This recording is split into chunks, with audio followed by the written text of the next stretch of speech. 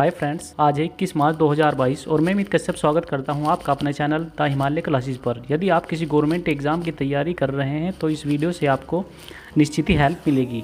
जैसे कि railway, SSC, CGL, MTS किसी भी गवर्नमेंट एग्ज़ाम की तैयारी कर रहे हैं तो इस वीडियो से आपको निश्चित ही हेल्प मिलेगी।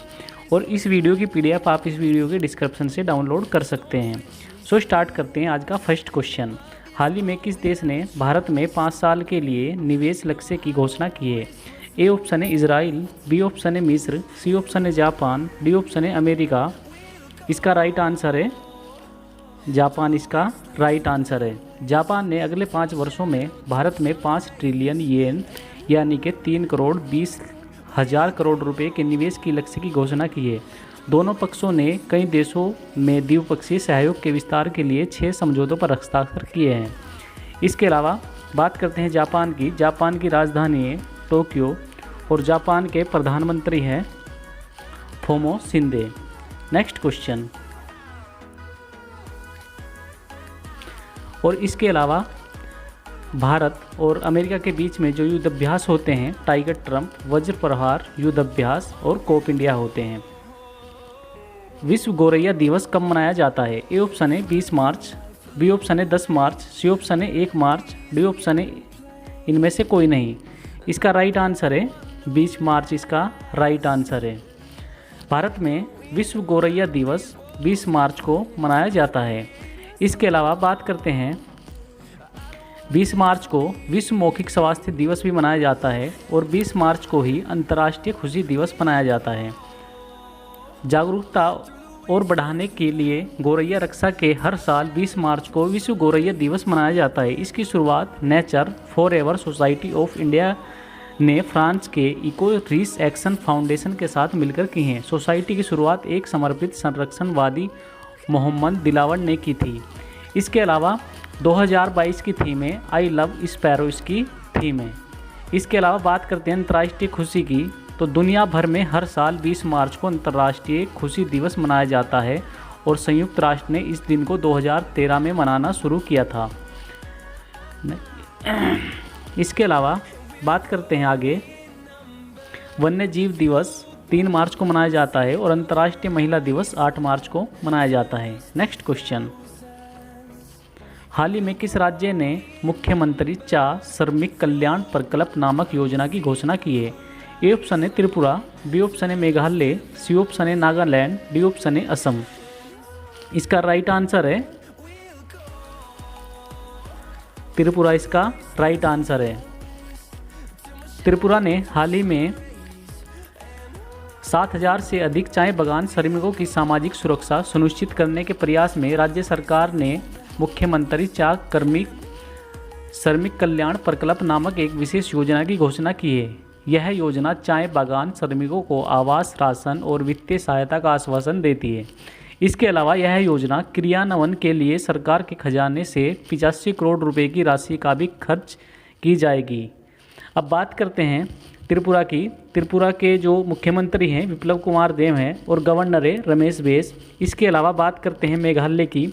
मेघालय के मुख्यमंत्री हैं कोनरड संगमा और गवर्नर है सत्यपाल मलिक। और बात करते हैं नागालैंड की। नागालैंड के मुख्यमंत्री हैं नेफू रियो और गवर्नर है जगदीश मुखी। और बात करते हैं असम की। असम के मुख्यमंत्री हैं हेमंत बिस्वा शर्मा और गवर्नर है जगदीश मुखी। Next question. हाल ही में किस देश के लिए जीआई टैग किए गए कश्मीर कालीन को हरी झंडी दिखाकर रवाना किया गया है? ए ऑप्शन है जर्मनी, बी ऑप्शन है यूक्रेन, सी ऑप्शन है अफगानिस्तान, डी ऑप्शन है रूस। इसका राइट आंसर है जर्मनी। इसका राइट आंसर है।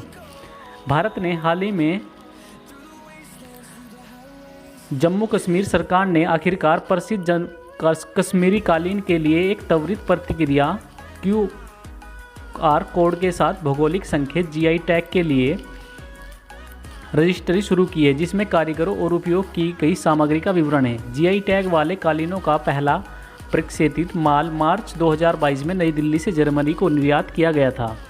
अब बात करते हैं जर्मनी की। जर्मनी के राष्ट्रपति हैं फ्रैंक वोल्टर और जर्मनी की जो करेंसी है यूरो है। और इसके अलावा जर्मनी के जो चांसलर है ओल्फ स्कोच है। और बात करते हैं यूक्रेन की। और यूक्रेन की राजधानी कीव है और राष्ट्रपति हैं जेलेस्की।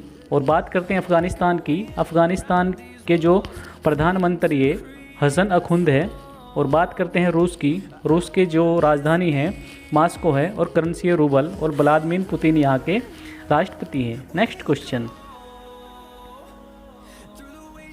हाल ही में भारत का virtual smart grid knowledge centre कहाँ स्थापित किया गया है? ए ऑप्शन है मानेसर, बी ऑप्शन है दिल्ली, सी ऑप्शन है बेंगलुरु और डी ऑप्शन है चेन्नई। इसका राइट आंसर है मानेसर, इसका राइट आंसर है।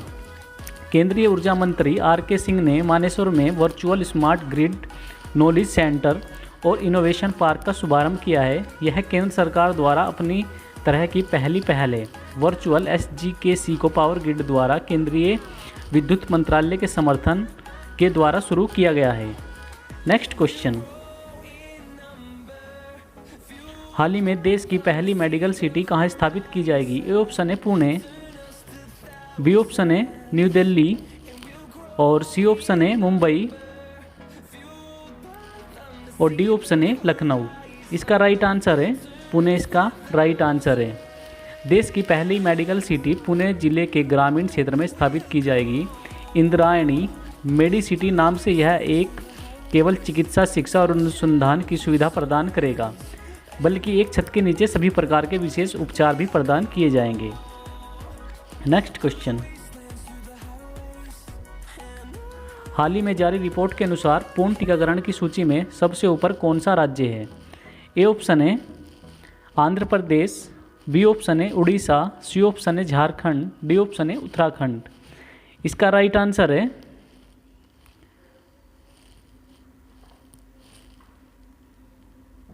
उड़ीसा, इसका राइट आंसर है। मिशन इंद्रधनुष 4.0 के तहत कोविड-19 संक्रमण के खिलाफ सफल टीकाकरण के अलावा उड़ीसा भारत का एकमात्र राज्य बन गया है जिसने 90.5% टीकाकरण हासिल किया है। राष्ट्रीय परिवार स्वास्थ्य सर्वेक्षण 5 की रिपोर्ट के अनुसार राज्य के 20 जिले पूर्ण टीकाकरण में 90% से ऊपर थे और 10 जिले 90% से कम हैं। इसके अलावा बात करते हैं आंध्र प्रदेश की। आंध्र प्रदेश के मुख्यमंत्री है जगनमोहन रेड्डी और गवर्नर है विश्वभूषण हरिचंद। और उड़ीसा के मुख्यमंत्री हैं नवीन पटनायक और गवर्नर है गणेशी लाल। और झारखंड के मुख्यमंत्री हेमंत सोरेन है और गवर्नर है रमेश बैस। इसके दृष्टि हो पोर्टल लॉन्च किया गया है। फर्स्ट लाइगेन पार्क की भी शुरुआत की गई है उत्तराखंड में। ई ग्रंथालय की स्थापना की गई है उत्तराखंड में। गोल्डन बटरफ्लाई देखी गई है उत्तराखंड में। और ईगो ब्रिज की भी स्थापना की गई है उत्तराखंड में। हिमालय दर्शन योजना यहाँ लागू है। नेक्स्ट क्वेश्चन, हाल ही में 36वीं अंतर्राष्ट्रीय भूवैज्ञानिक कांग्रेस 20 से 22 मार्च तक की कहाँ आयोजित की जा रही है? ए ऑप्शन है पटना, बी ऑप्शन है तिरुवनंतपुरम और सी ऑप्शन है बेंगलुरु और डी ऑप्शन है नई दिल्ली। इसका राइट आंसर है नई दिल्ली, इसका राइट आंसर है। 36वीं अंतर्राष्ट्रीय भूवैज्ञानिक कांग्रेस 2022 मार्च 2022 तक नई दिल्ली में आयोजित की जा रही है। यह खान मंत्रालय द्वारा पृथ्वी विज्ञान मंत्रालय, भारतीय राष्ट्रीय विज्ञान अकादमी और बांग्लादेश, नेपाल और श्रीलंका की विज्ञान अकादमियों का एक संयुक्त प्रयास है। अब बात करते हैं दिल्ली की। दिल्ली के मुख्यमंत्री है अरविंद केजरीवाल और गवर्नर हैं अनिल बैजल। नेक्स्ट क्वेश्चन, हाल ही में वैज्ञानिक अनुसंधान GD बिरला पुरस्कार के लिए किसका चयन हुआ है? ए ऑप्शन है नारायण प्रधान, बी ऑप्शन है हरनाज संधू, सी ऑप्शन है मिताली राज और डी ऑप्शन है इनमें से कोई नहीं। इसका राइट आंसर है ए ऑप्शन नारायण प्रधान, इसका राइट आंसर है। प्रोफेसर नारायण प्रधान को वैज्ञानिक अनुसंधान के लिए 31वें GD बिरला पुरस्कार के लिए चुना गया है। उन्हें भौतिकी विज्ञान के क्षेत्र में उत्कृष्ट योगदान के लिए सम्मानित किया गया है और 1991 में स्थापित यह पुरस्कार 50 वर्ष से कम आयु के प्रख्यात भारतीय वैज्ञानिक को विज्ञान की किसी भी शाखा में उनके मूल उत्कृष्ट योगदान के लिए मान्यता देता है। इसमें 5 लाख रुपए की नगद पुरस्कार दिया जाता है। अब बात करते हैं हरनाज सिंधु की। तो हरनाज सिंधु मिस यूनिवर्स हैं और बात करते हैं मिताली राज की, तो मिताली राज इंडियन वुमेन क्रिकेट टीम की कैप्टन है। नेक्स्ट क्वेश्चन, हाल ही में दक्षिण एशिया का पहला नेट जीरो सिटी कौन सा शहर बनेगा? ए ऑप्शन है मुंबई, बी ऑप्शन है बेंगलुरु, और सी ऑप्शन है जयवर्धनपुरम कुट्टे, और डी ऑप्शन है माले। इसका राइट आंसर है मुंबई, इसका राइट आंसर है। मुंबई ने 2050 तक नेट जीरो तक पहुंचने का लक्ष्य रखा है, जिसमें वह ऐसा करने वाला पहला दक्षिण एशियाई शहर बन गया है। लक्ष्य भारत के समग्र लक्ष्य से 20 साल पहले है। प्रधानमंत्री नरेंद्र मोदी ने नवंबर 2021 में COP26 में 2070 तक शुद्ध शून्य के लक्ष्य की घोषणा की थी। करीब 21 मिलियन लोगों की आबादी के साथ मुंबई भारत का दूसरा सबसे घनी आबादी वाला शहर है और दुनिया में 8वां सबसे अधिक। और बात करते हैं बेंगलुरु की, तो बेंगलुरु कर्नाटक की राजधानी है, और जयवर्धनपुरम कुट्टे श्रीलंका की राजधानी है, और माले मालदीव की राजधानी है। नेक्स्ट क्वेश्चन,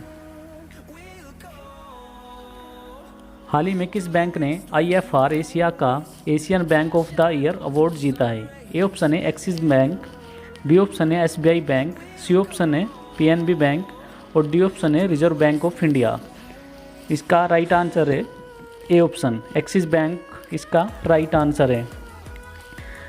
इसके अलावा बात करते हैं RBI की, तो RBI की फुल फॉर्म होती है रिजर्व बैंक ऑफ इंडिया, और इसकी स्थापना 1 अप्रैल 1935 में की गई थी, और इसका हेडक्वार्टर है मुंबई में, और चेयरमैन है शक्तिकांत दास।